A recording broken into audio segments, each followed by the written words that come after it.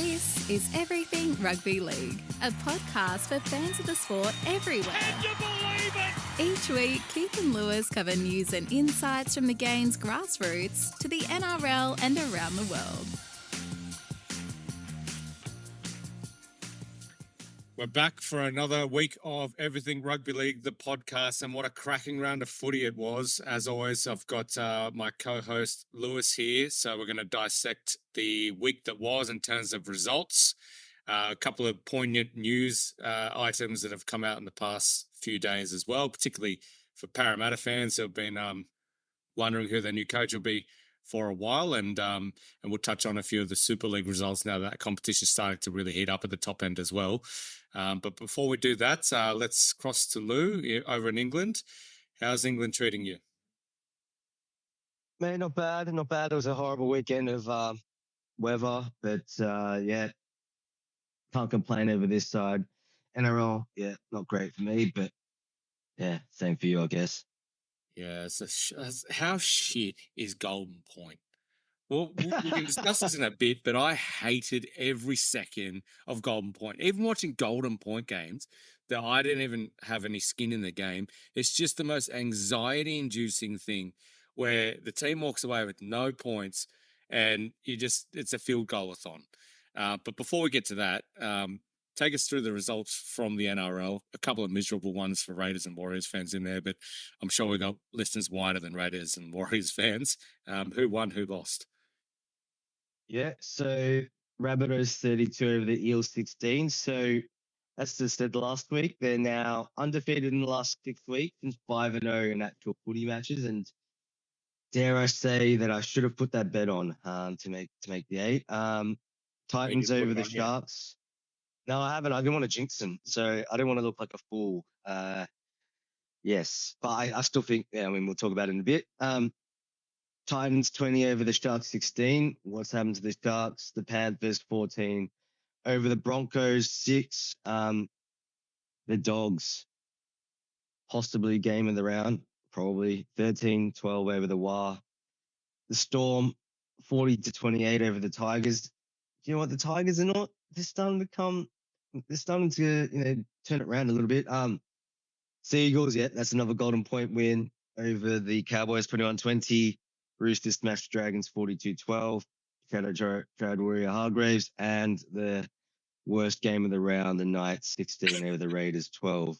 I'll just quickly touch on that one, man, because there was a very controversial call at the end of that game. Don't know if you saw it, where I can't remember who grubbed through Xavier Savage.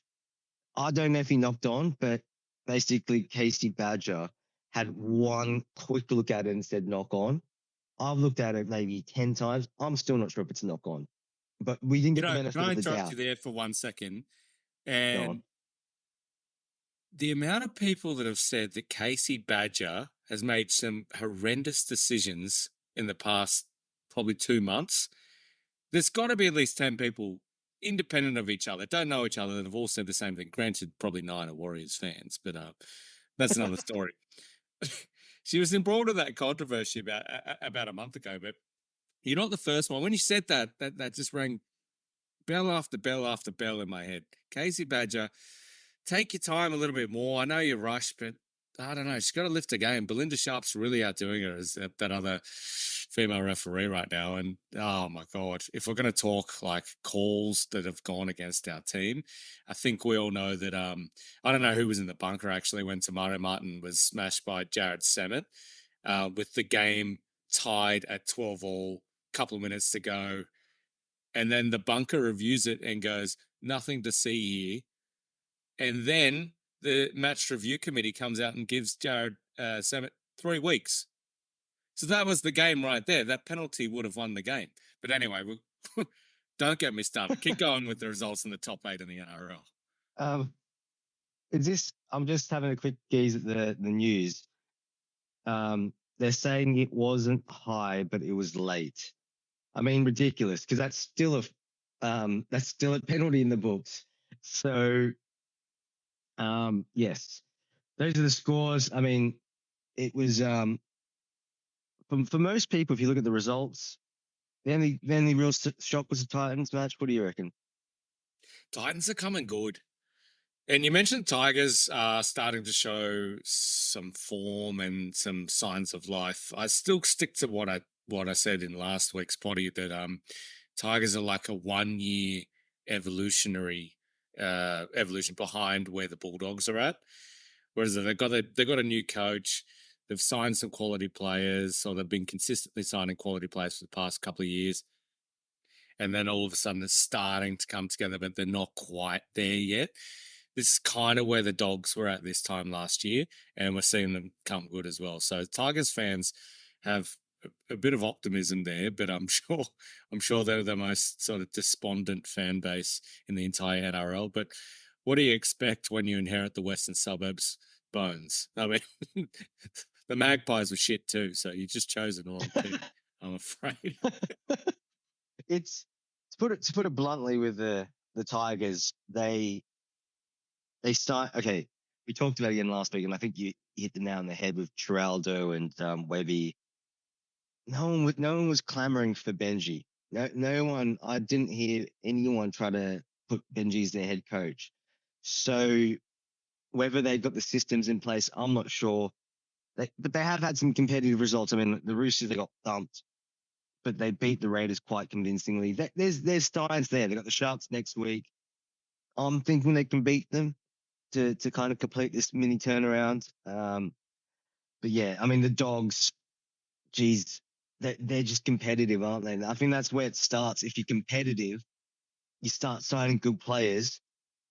You've already established the culture, and now you're just rocking with some top players. That's usually the recipe for success. Not let's add David Clemmer, let's add Appy, let's add Jotun Bateman, let's add Isaiah Papali'i, let's add all the discounts from Penrith, and let's just hope it works. It's sort of they didn't really establish that whole grinders signing some players who just there to work their nuts off, and now they're sort of stuck in a predicament where they're trying to like offload half these guys. Like Papali'i's gone. Yeah, let's hope the Tigers do, because you've been on the Tigers bandwagon for a while, haven't you? You've been hoping that they've been coming They'll good. come good. They'll come good. Papali'i, like Papali'i is a good player. Don't get me wrong, but he seems to scream system player. Like he wasn't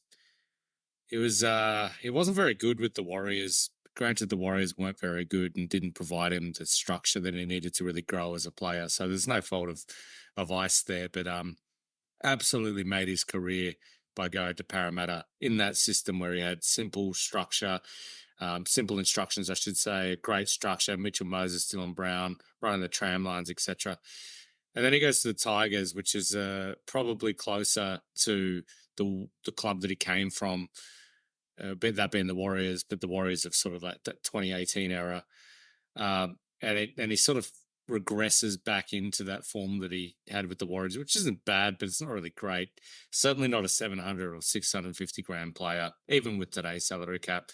And then, we'll probably see him, even surpass his Parramatta form with Penrith. So he's not a tide riser in terms of what he adds to your club, but if he joins a club with strong structure and systems, he'll do a great job for you, in my opinion. But just touching on the Bulldogs, this is the last I mention of it because I spent quite a lot of time on them last week. Stephen Crichton is in the form of his life.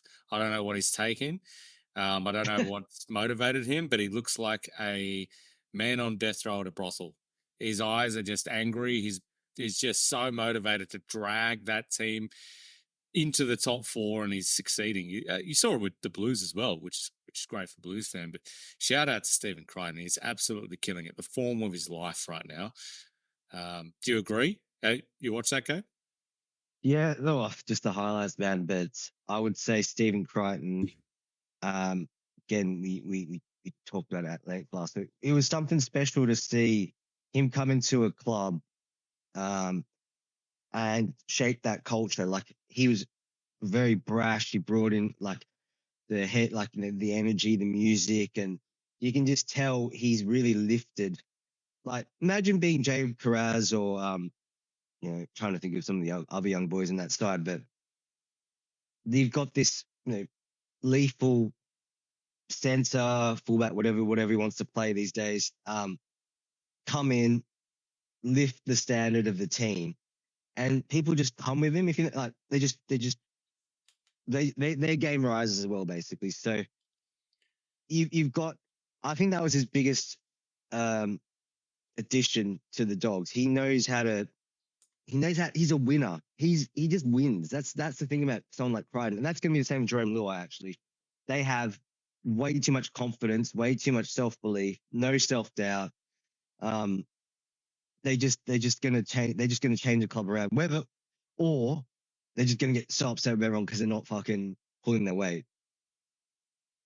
Yeah, and isn't it good to see the Bulldogs on the resurgence after this many years? And you see a crowd of more than 27,000 people there, which is a great effort. And they weren't majority Waz fans either. The blue and white brigade was out in force.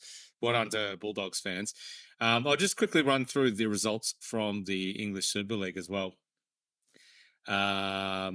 So we had Wigan defeating Lee. That was actually a good game. 24-6. St Helens going down to Castleford, 8-6. So that's a bit of a surprise. We had Warrington smashing Huddersfield. I watched that one. That was Matt Duffy's form in that game was phenomenal, I might say. 48-0 over the Giants, and Matt Duffy had a hand in everything. Leeds Rhinos only 17-16 over London Broncos. London Broncos, for anyone listening who doesn't follow the Super League, have been well and truly out of their depth. They got to the Super League with a shock upset against Toulouse. Dean Farah and Corey Norman led them there. And since then, those two players have left, and they're basically equivalent to, with all due respect, a reserve grade side playing well under the salary cap in the top flight. So for Leeds to only win by 1 point in Leeds, I think something's rotten at Leeds.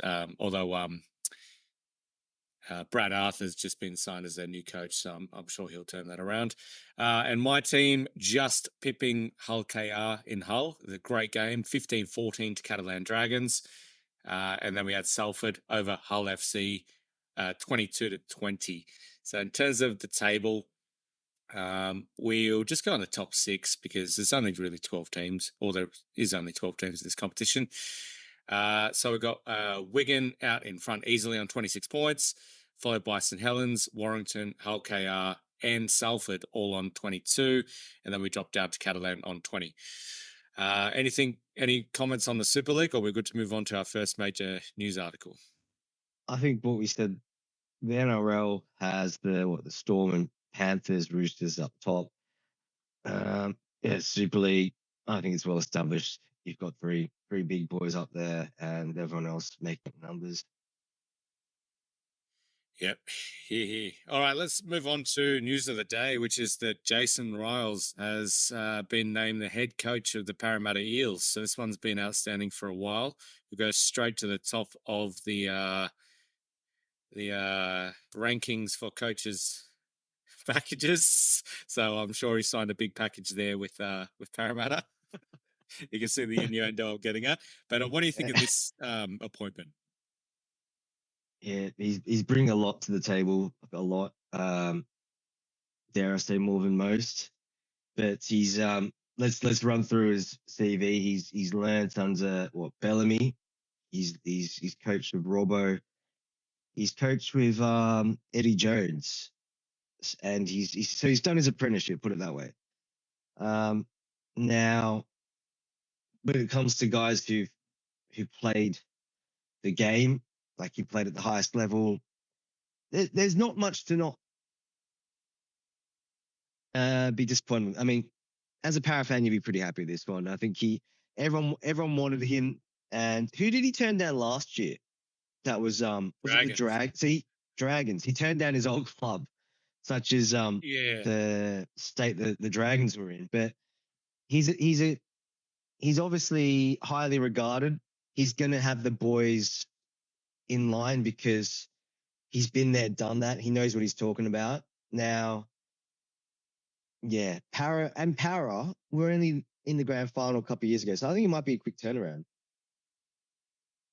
I'm very, very curious to see how this pans out. Either Jason Ryles is the equivalent of the system player, being Isaiah Papali, that I just used as an example of a player in a good system. Is he the coaching equivalent? I mean, how would he go? If he did take the Dragons, would he be able to replicate what Shane Flanagan's doing now? I very much doubt it. I don't know how this is going to turn out. I'm optimistic. I mean, it'll probably turn out fine. But I'm sure everyone does. I mean, he's never been a head coach in the NRL before, but it'll be very, very fascinating to see how he goes, because it's a similar path to Adam O'Brien, albeit not the same, in the fact that Adam O'Brien was under Craig Bellamy in the Melbourne Storm system, and then he was under Trent Robinson in the Roosters system.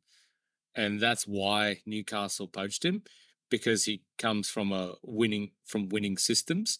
So that's the same justification that Parramatta are giving it. Their chairman, Sean McGeldif, recently said, or today really said, Jason's proven track record in winning environments, combined with his passion for developing young talent, perfectly aligns with the direction that we're taking our club. So yeah, he's definitely, as an assistant coach, he's got some silverware, or at least very close to it.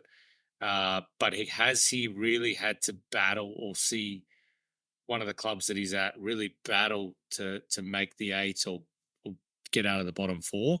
That's the resilience, or the part that we yet to see Jason Ryles experience. But from all means, he's certainly worth taking a punt. Anything further to this appointment? Yeah, I think you're right. It is very similar to a lot of those guys who,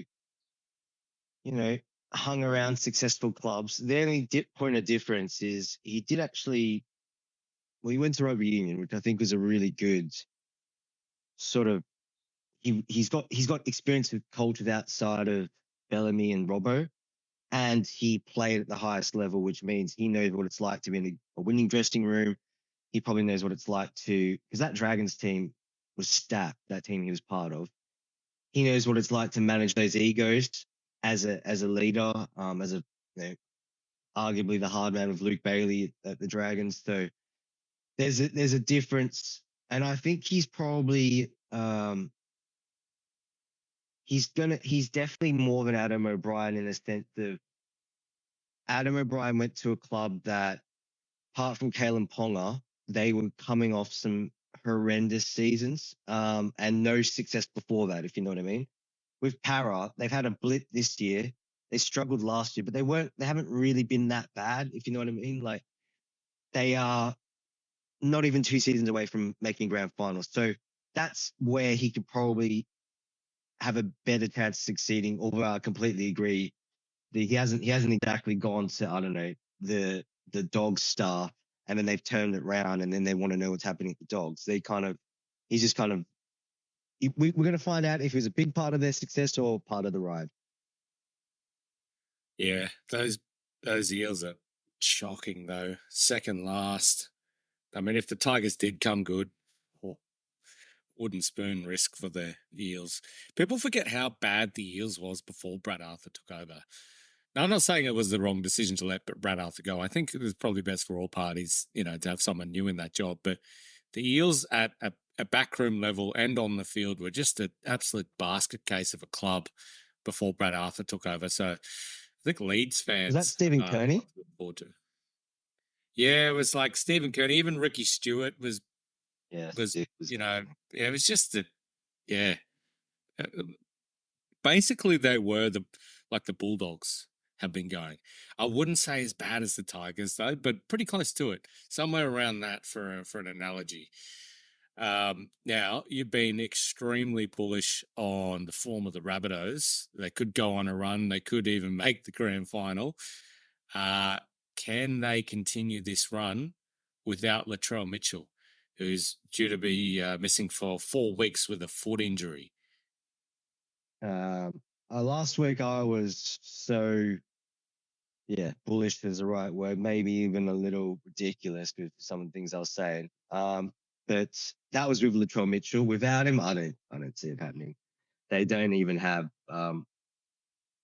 yeah, they have a lot of good players on, and we were talking about this before we went live. It's like McLaren. You've got the fastest car, but you don't have the best team. And that's sort of where the Rabbitohs are at. They've got, a lot of big name players like Whiten, Cody Walker, etc. Latrell, Damien Cook. That should win you a lot of footy games, but for whatever reason they can't, and they won't without Latrell. Like, he's a point of difference. I just can't see it happening. They might sneak into the 8 though. Well, let's look at the games that they've got in his absence. Where are we? All right. They got Dolphins.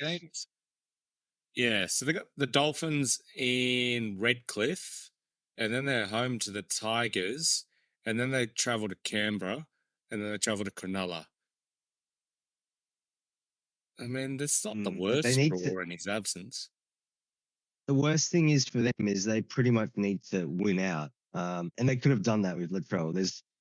They literally were winning every game quite convincing. Well, not convincingly, but they were doing it well. Now, can they go to Redcliffe without him? Maybe. Can they beat the they'll beat the Tigers, and and the Raiders, they should win that match. And the Sharks are wheels are flying off the Sharks rapidly. Well, put it this way: if they can get through these 4 games without him, how can you? And then Latrell comes in. How can you not think that they might go on a proper tear? And because I think if they are on form, was it? Am I imagining things? But was it? Well, it must have been last year actually. They were taking it to the Panthers. They have a team to take it to the Panthers. They're built to take on a team like the Panthers, but just they don't really have it all together. And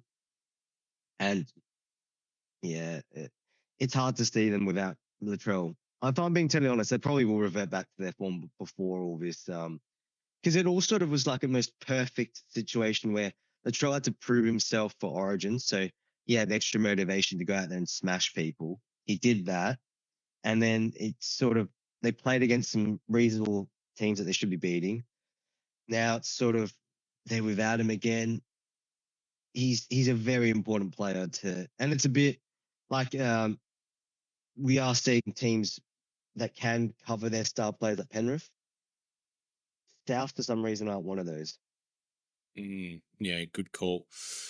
Well, we've got a bit of time left here, so I want to touch on just briefly all the news around expansion. So the NRL has confirmed that they are looking to go to a 20-team competition in the next sort of decade or so, with the first one being in 2027 and then likely 2028. So Papua New Guinea's been bumped back to that second entrant, with Perth being the front runner for 2027, and a second New Zealand team, almost certainly in Christchurch, given the new stadium, around about certainly before the Brisbane Olympics. Let's just say 2030, which is about 6 years away. Now, that second New Zealand team actually has 5 consortiums. So I've only heard of 2 of them. I have no idea who the other 3 is. But of these 3 realistic expansion areas, which one has the most promise to you? I mean, we've talked a lot about this, and I think it goes no surprise. Perth has to be Perth. They have a whole new market that, whether it's successful or not, you have to give it a try. And I don't think it's that far fetched to recruit players to live out there. Whether that's, I know New Zealand have had problems trying to recruit non-Kiwis to move over. Perth is a different ball game, because I think it's people will, especially the guys maybe who've got families, thinking more long term. Yeah, it's a difficult one though. Who's your pick? I've really come around. I mean, sentimentally, I don't even know why. I'm not even Kiwi, but I just love the Warriors. I'd love to see a second New Zealand team, and I was thinking of from a commercial perspective in terms of bolstering that Sky New Zealand TV deal. But I tell you what, I've really come around to Perth. When the Western Reds were in, they averaged 13,000 at the Wacker, which is will be the worst field or oval, whatever the hell you want to call it, to watch rugby league at. And that was when Perth had about 1 million people. Perth now have almost 2.2 million people. They have a purpose-built rectangular stadium. They have a rugby league mad premier, and they weren't unsuccessful when the Perth Reds, Western Reds were around. In true rugby league fashion, they were forced to pay the accommodation and the flights of travelling teams towards the end of their stint in the old NRL or the old ARL. And that really crippled them financially. It took out of their marketing budget. It took basically everything went towards that. But I don't think there's a salary cap floor at the time, so they're probably spending less on players. And the ARL was just beholden to, factions amongst their clubs, Sydney teams, etc. So it's a completely different era under Peter V'landys, completely different era for the city of Perth. They've got up until very, very recently when Victoria overtook Western Australia on the back of Melbourne Storm, the most amount of rugby league juniors outside of Queensland and New South Wales in Australia. So everything says that the team needs to be in Perth, and it'd be a huge success for me. So I've really, really come around to a team in Perth. But still optimistically, actually not even optimistically, I think I'm pragmatically saying it can work in PNG, but it's good to see that the commission is starting to get a little bit more realistic by not having PNG coming in 2027. It's going to take a lot of time to build that Olympic-style village that they're talking about, get the pathways stronger, or strengthen the pathways. But all in all, I love all three areas. I'm so glad that there hasn't been a lot of talk around Brisbane East with respect to the Firehawks. It's not really expansion if you're just going to put another team in Brisbane. Do you agree, or you support another Queensland team? No, I think Queensland's got plenty of teams that they can. Red Cliff's been a success, but they already had that fan base, etc. I'm looking quickly through Reddit, and I want to ask some if you can summarize in maybe a couple of sentences, if Perth tick off the following, can they sign quality players? Yes. How come? Well, one, they'll have an open salary cap. The coach is looking likely to be Brad Arthur. His relationship with some of the younger Parramatta Eels players, from all accounts, is really, really strong. Obviously, initially, a lot of players are just going to sign you throw $1 million at them. You're going to have probably a rapid rise in player salaries, and that's going to be on the back of Perth and probably Papua New Guinea as well. It's a good, desirable destination to live. The city's come a long, long way in the past 20 years. And they just seem like they have a good bones about them, a good structure, and are well backed by the local government or by the state government. It's not a risky bet. It's a pretty safe bet. It's a place you'd move your family to. Property's cheaper. Cost of living is pretty good. I can't see why you wouldn't go there. Yeah, I agree that those last 2 points, 100%. You could definitely at least sign mid-tier players to move over there on slightly more money, lower cost of living. The beaches, that lifestyle is still there. It's the beaches, or that sort of, it's warm weather. It's only obviously possibly, there's a lot of Islander boys in the league. Whether they move away from their communities. South Africans take up the game. There's plenty of staffers out there. Second question. So there's 3 questions. So the second question is the fans.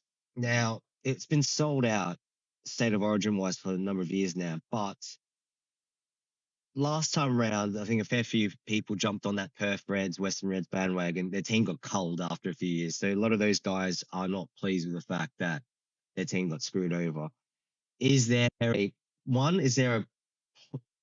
fan base big enough to support this team? And 2, is there enough juniors playing there to actually have Perth players eventually come through? Because, look at the Storm. They've got Far Longo, Jake Webster. Like we're really scraping the barrel for names over a 20+ year existence. Onomatopoeia. Yes. Now, look, initially the answer is no for genuine Perth products to sort of debut at the same time that the club debuts. But in saying that, there is 5,000 registered juniors there. So what needs to happen is the same thing that happens now with the Warriors and the same thing that has happened with Melbourne for a while, in the fact that they need to come through. I'll use New South Wales because I'm more familiar with that. They need to come through the Harold Matthew under 16s, SG Ball under 19s, Jersey Flag under 21s, and then New South Wales Cup, then on to obviously the NRL. I think that's the only way that you get a rapid sort of acceleration of talent for local kids. I can't see that changing any time in decades, to be honest. So juniors need to come through New South Wales or Queensland ranks, because the Warriors are probably a good example, and they had a great competition, the Bartercard Cup, and it just, these kids were coming through, and it just wasn't even comparing to the Penrith system, for example, the Parramatta system, or even the Shark system, etc. Bulldogs. They'd just get to the NRL, and they were just sort of years behind the elementary requirements of the Sydney clubs, to stick to the example. So as long as Perth have enough money to invest in all grades going through, probably New South Wales is the most realistic one, just like the Warriors do, or like the Storm do. I think Storm were a bit mixed. That's the only way we're going to get local products coming through the systems. You can't organically develop Western Australian competition and then have those juniors debut in the NRL, because it's going to take way too many years to get a Western Australian competition up to speed with the same standards as New South Wales and Queensland. So it's a caveated answer, yes, but as long as they have money to invest in going through New South Wales and Queensland. Well, interesting. Your very last point on this is that since 2014, the Pirates have existed. Now, they haven't got the most illustrious graduates, but Curtis Rona, since 2014, so it's only been 10 years, Curtis Rona has played for the Wallabies, scored about 20 tries for the Dogs. Adam Quinlan, if you remember him, Wonga Blake, Jordan Perra, and Jackson Tapine. Jackson Tapine was actually a very good junior player before, obviously, his dramas with the Dogs. So they have a pathway, and can you only imagine what it's like now that they've got an actual first grade team to go to? They'd be young. Look, kind of what the Raiders are doing, cherry picking guys like Chevy Stewart, Ethan Strange to move over there and saying, look, you can actually play first grade in 1 or 2 years' time. Just come over here. We'll set you up on much bigger pay. There is actually, I think there's a way to get that sorted. And last but not least is their sponsorship. So obviously over the Eastern Seaboard, there's plenty of corporate dollars. Perth is there corporate sponsorship to actually make this viable? Oh, yeah, for sure. I mean, HIF sponsor the stadium there. There's no reason why they wouldn't be attracted to front of jersey sponsorship in a national competition spanning 3 countries, really. Obviously, the bloke behind Cash Converters is super keen to get Cash Converters back on the jersey. Very nostalgic. But Rio Tinto have, I think, the head office there. Maybe BHP as well. There's plenty of blue chip companies out there that would love to sponsor a Perth team, in my opinion. So it's mining companies are bust. It's basically we're relying on the mining industry to get this Perth team over. And I haven't got a problem with it. It's just if the mining industry takes a bit of a hit, Perth Reds might not be getting paid. And HIF, the Health Insurance Fund of Australia. I'm with HIF, so shout out to HIF. As I said, they have the rights to the stadium, so there's no reason why they can't get the front of jersey sponsorship to the team that plays there. Cash Converters. It's more a bit. It doesn't look good, to be honest. Like, it's a pawnbroker fundamentally. I understand they do loans these days, but it's a bit of a. It's like when the Titans had Jetstar, but the Wallabies had Qantas. You could tell one's blue chip, one's a bit. Although that's it. No. I think that's a great point. It's like you want to associate this Perth team with like a successful brand. Kind of like, it's sort of a great segue to with the Dragons, not segue, but the Dragons, they lost the St. George Bank sponsorship, so just how poorly they were going.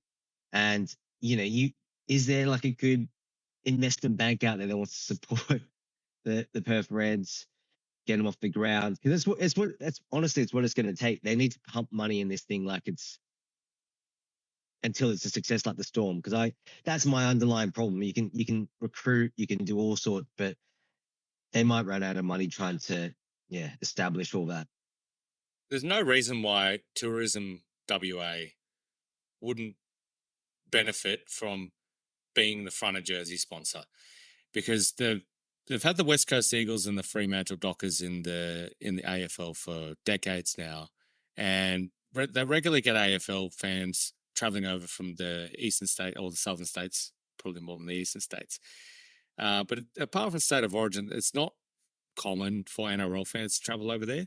So sort of Western Australia, Tourism WA, front of jersey, come visit, see your team. That would make its money back so 4 times over, 5 times over, with the economic benefits to local businesses. We know that the governor, or the premier, I should say, is a rugby league mad fan. Is behind this largely, along with WARL. So yeah, there's plenty of options there for me. But just before we go, I'll get your tips for this round. A quick fire one. Dolphins versus Rabbitohs. I'll go Rabbits.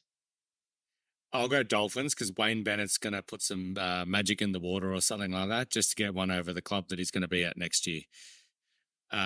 Sharks versus Tigers. I'll go the upset Tigers. You go. It's still too soon for me. I'll stick with the Sharks play safe. Gold Coast versus Parramatta. Titans. Yeah, I'll go Titans as well. Brisbane versus Dragons. Oh, this is actually going to be a difficult one. I'd probably Broncos. Probably Broncos as well. Manly versus Newcastle. Oh, that's a good one. Yeah, that'll be a tough one. There's 100 buys this week as well. Manly without DCE, right? And Knights without Ponga, so it's going to be an absolutely awful game. I'll go Knights. I'll go Manly then, which seems like a perfect place to leave it. So anyone listening out there, we'll see you all next week, Monday nights as always.